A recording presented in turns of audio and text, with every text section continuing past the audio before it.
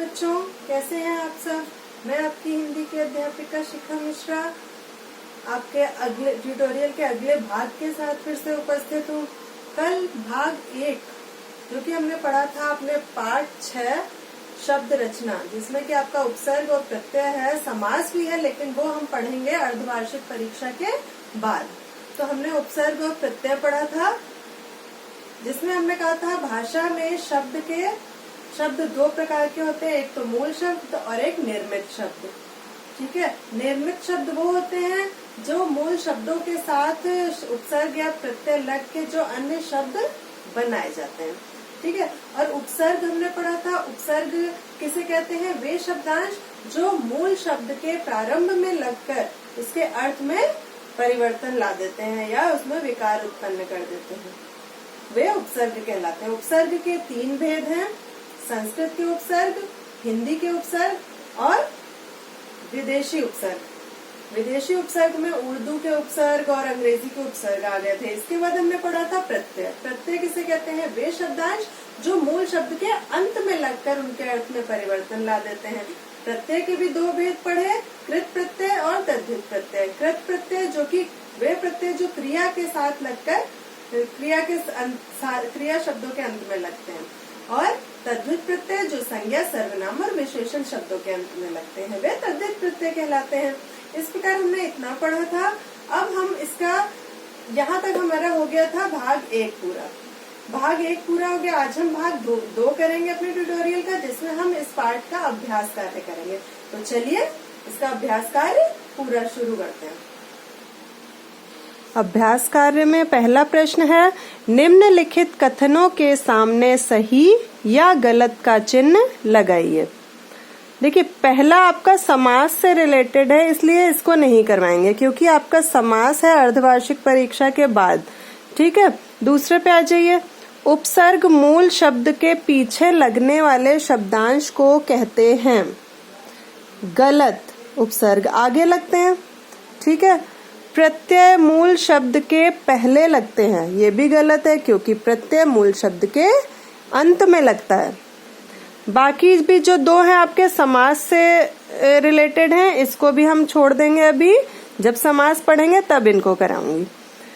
दूसरा अभ्यास कार्य का प्रश्न है, निम्नलिखित रिक्त स्थानों की पूर्ति उपयुक्त शब्दों से कीजिए। प्रत्यय 2 प्रकार के होते हैं। अब कौन कौन से होते हैं, कृत और तद्धित, मतलब यहाँ पे आपको प्रत्यय के भेद बताने हैं।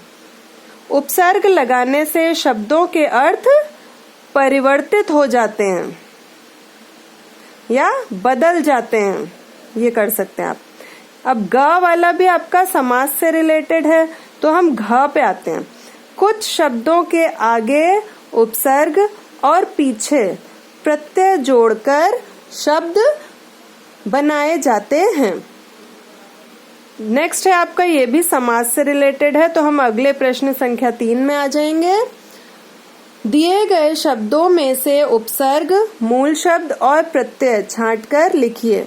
आपको 3 भागों में डिवाइड है ये। पहला है उपसर्ग, तो यहाँ पे जो ये शब्द है इससे जो उपसर्ग निकला वो लिखेंगे, फिर यहाँ मूल शब्द और जो प्रत्यय लगा है।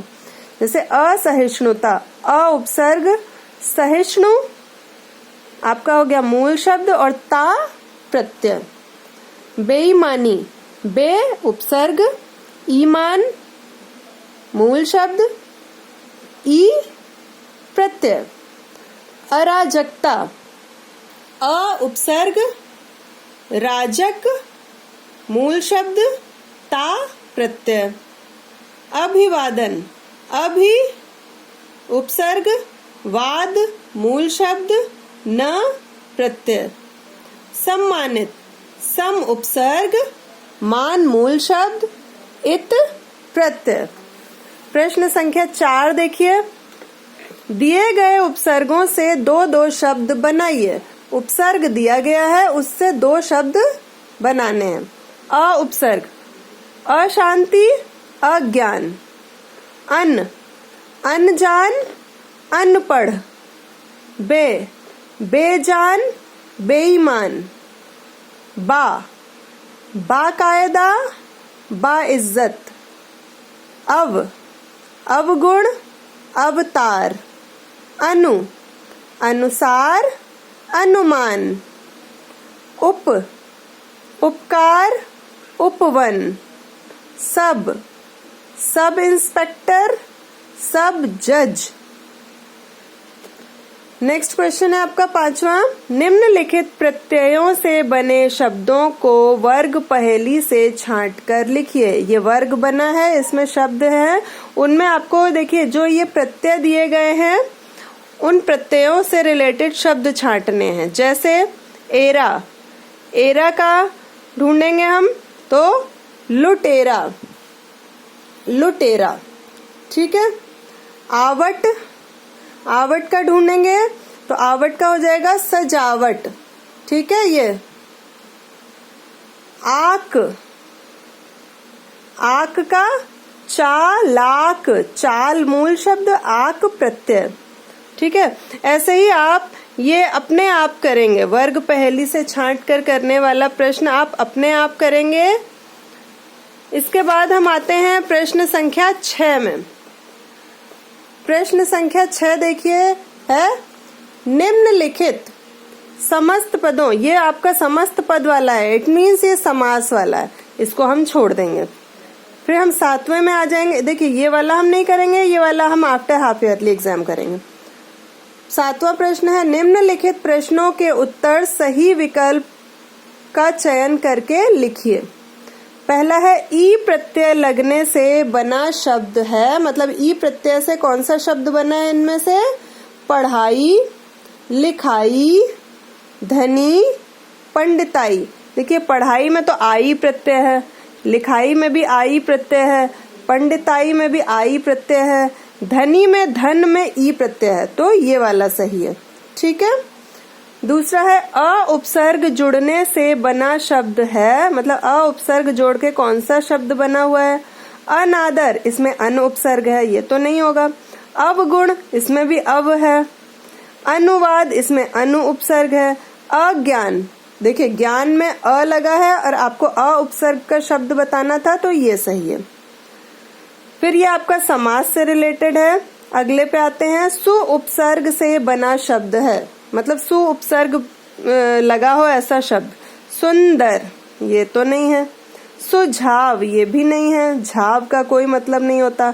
सुगम, गम मीन्स जाना, सु मीन्स अच्छे, मतलब अच्छे अच्छे मार्ग में जाना, अच्छी तरह से, तो सुगम। ठीक है। ये हो गया आपका सु उपसर्ग से बना शब्द। फिर लास्ट है आपका फिर से समास वाला, तो हम इसको छोड़ देंगे। इस प्रकार आपका ये पूरा हो गया और प्रश्न संख्या 5 आपको स्वयं करनी है। इस प्रकार यहाँ आपका पाठ 6 ठीक है कंप्लीट होता है। इसके बाद हम अगले ट्यूटोरियल में अगले चैप्टर पे आएंगे। तब तक के लिए सब अपना ध्यान रखेंगे, घर पर ही रहेंगे और सुरक्षित रहेंगे। धन्यवाद।